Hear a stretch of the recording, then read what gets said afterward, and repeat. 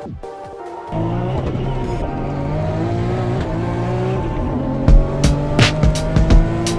they're looking pretty good.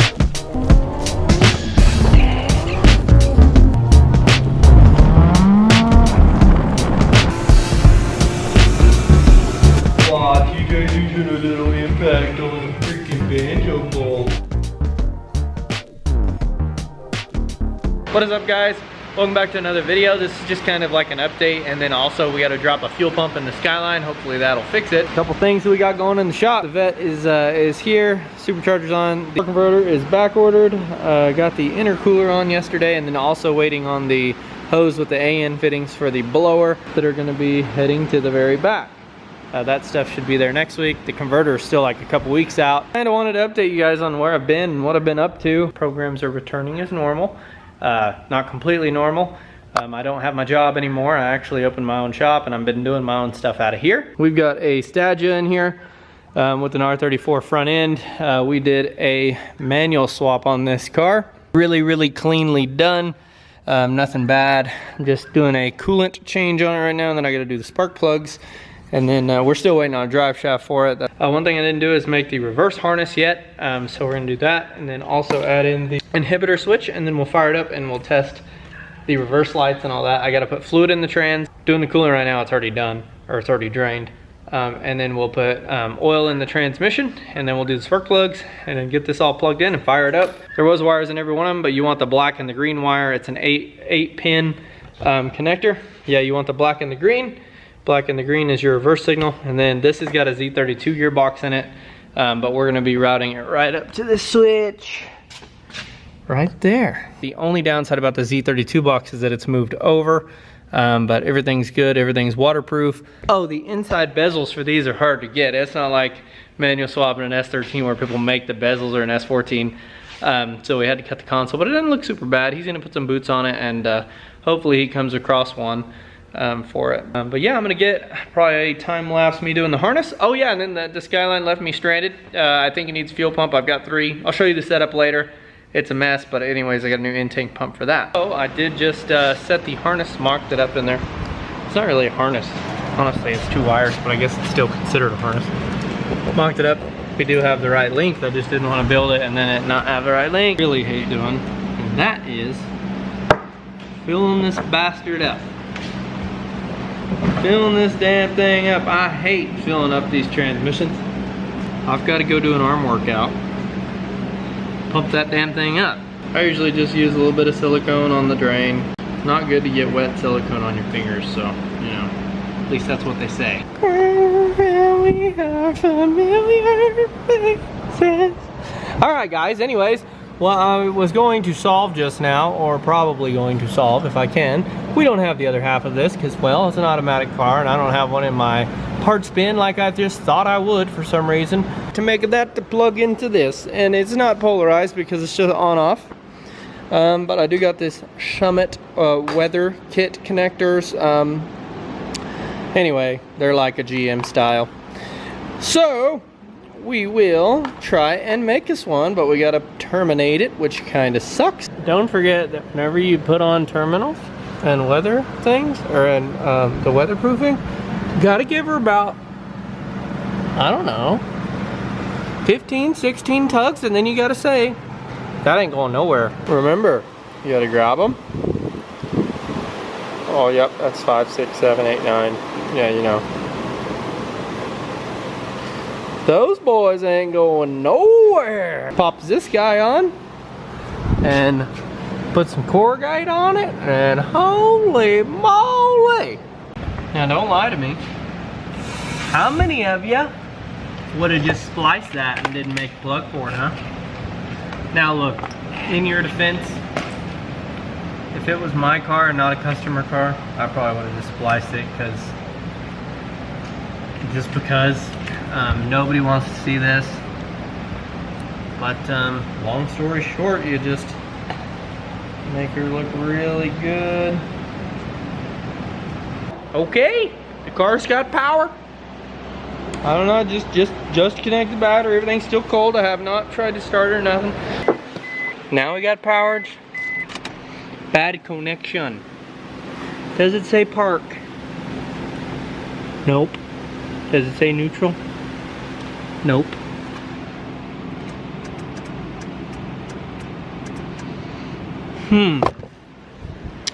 Well then. Yeah, so I did figure it out, but it's not the only problem. We do have park. There's one more wire that we do need to hook up. It's not the inhibitor switch. You need this is important because this is not online that I found. So your inhibitors, these two wires are looped, and then down here, the green and the black. Sorry, you probably can't tell. The green and the black are your reverse lights. Those go to your reverse signal, which on this transmission it's bad. That's no big deal. I'll figure that out in a little bit. That blue wire down there needs to be connected to the black wire.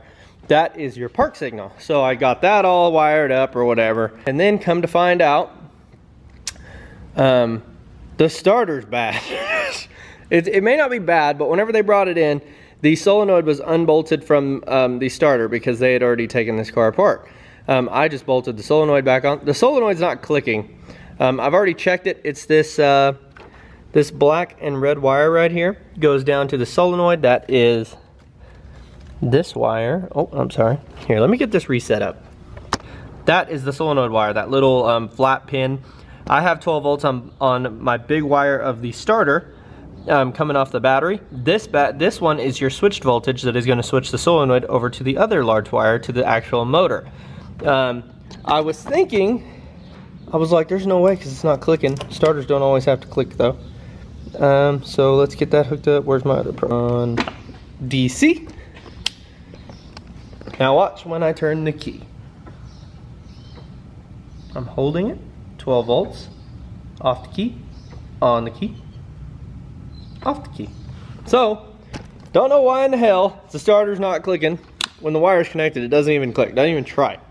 So we're gonna take the starter off. So, to clarify how this works, this is always gonna have power. This is power to the motor. This does not have power until the solenoid trips and kicks out the solenoid, as well as this is powered in.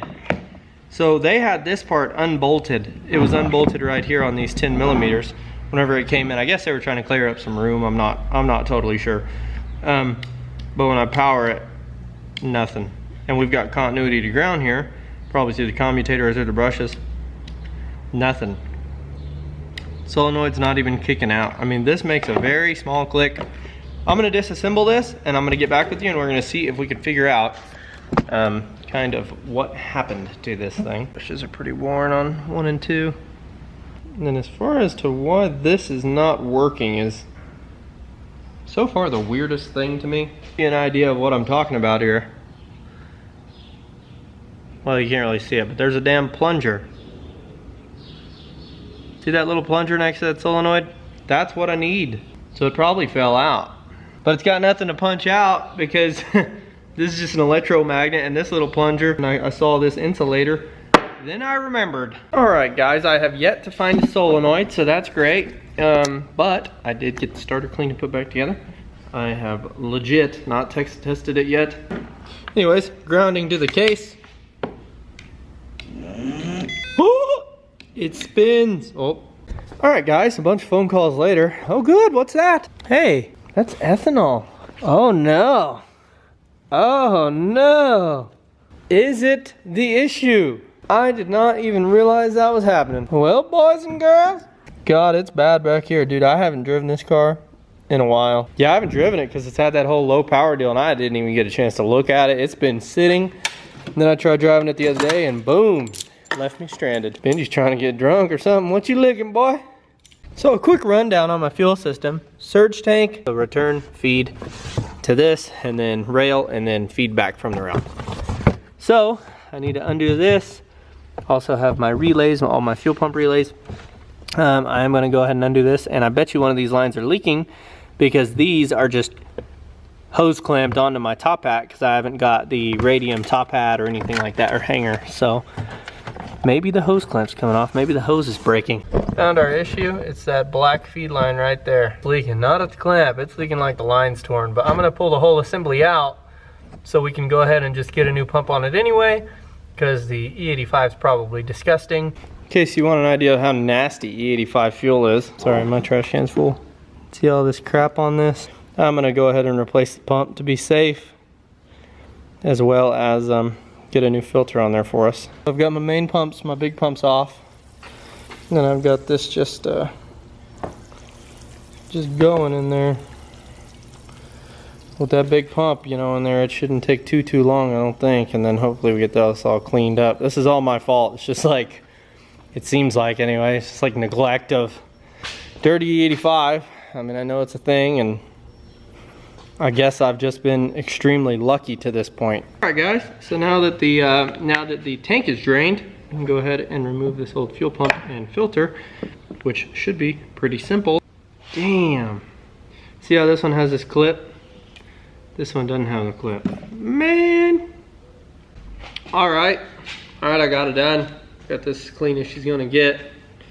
Got the new pump in there. Got the harness on. Time to chunk it back in the car. Got the fuel pumps. Got the fuel pump in. Figure we can give this a shot. The leak. I can feel it here. No, it's coming up. Oh, sorry, it's coming up. It's getting all the air out of it. Cause that was like 48. It needs to be like 43, but that's okay. God, it's so dirty. Look, that's how long it's just been chilling, man. Outside too. I feel so bad. My dash cracked, which it's kind of been cracked, but finally got the chance to go grab some ethanol. Boing, boing, boing. So I'm gonna fill this thing up and we're gonna fire it up.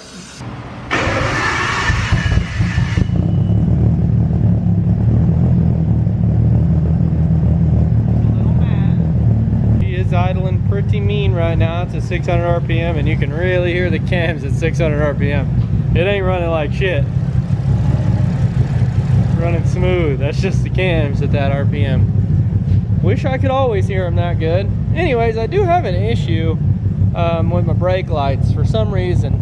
Let me see if I can show you. They're very dim, and I actually have a a power problem through my ignition switch.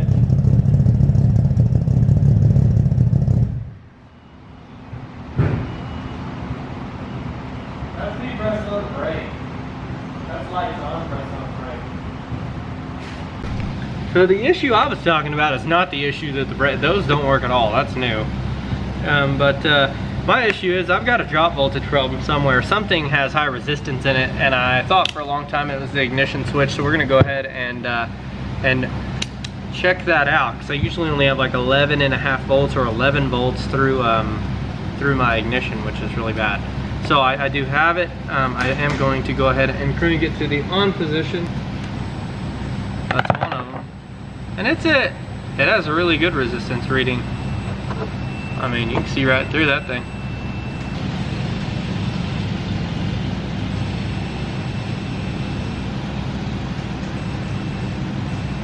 Still gonna open it though and clean it up, but it does not have an issue. One of them looks different than the other. Maybe there was an intermittent issue with that switch, because I just put a freaking brick on the brake pedal, or a brake rotor to hold it down, and they're working better than they ever have. They've never been that bright, which is just so stupid. See how dim they are? They don't even look dim on camera. These are not brake lights, these are my lights. And it's because they're not getting 12 volts, they're getting like 11 volts. So I might have high resistance in that fuse box up back there, but or in the combination switch, honestly. This is more than likely the issue. Holy, look at this. They don't. Solid. They don't make them like they used to. Do it before the camera dies. See the blue? I'm gonna get rid of that blue and then we're gonna put it back in. The camera's about to die. Bye. All right, we got this thing back together miraculously after dropping it twice. Yep, not once. Even after I stopped recording. We're gonna see if the lights are brighter. You may not be able to tell, but I'll for sure be able to tell. The moment of truth. They still look kind of dim.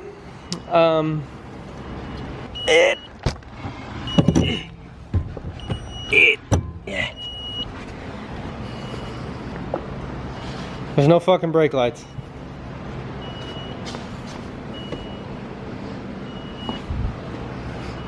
There they are. Didn't have the brake on there enough. That's pretty bright, dude. I'm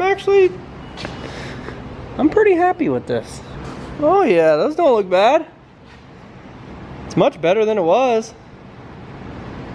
Honestly, those could be old ass bulbs too, really. Like this housing doesn't look like it's lighting up all the way. As soon as we find my damn keys, as soon as I find them, we're gonna take the Skyline. I got the GoPro on there. We're gonna take the Skyline and actually see if it fixed it. Okay, so I hope it did. If it fixed it, we'll be able to do a full pull without it like brrrr. Now it may not have fixed it. Well guys, it wants to scream. It really does. You know, sometimes that's just the way it goes. Oh well. I think it's got a boost leak or something else is going on, something in the ECM, but I can't read the Haltech because the damn port for the USB cable is broken. Pisses me off.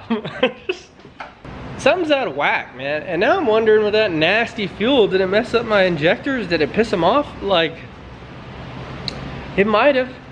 And if that's the case, I'm gonna have to put them on the injector cleaner, man, and we're gonna have to run them back with the injector cleaner and just clean them. We'll figure it out because we're gonna have to. But that's gonna do it for this video, guys. Thanks for watching. I appreciate everything. Thank you for 1,000 subscribers. It's awesome. I don't know what all this video entails, whatever. But I do appreciate it, and I appreciate you guys more than anything. So thank you, and I'll see you next time.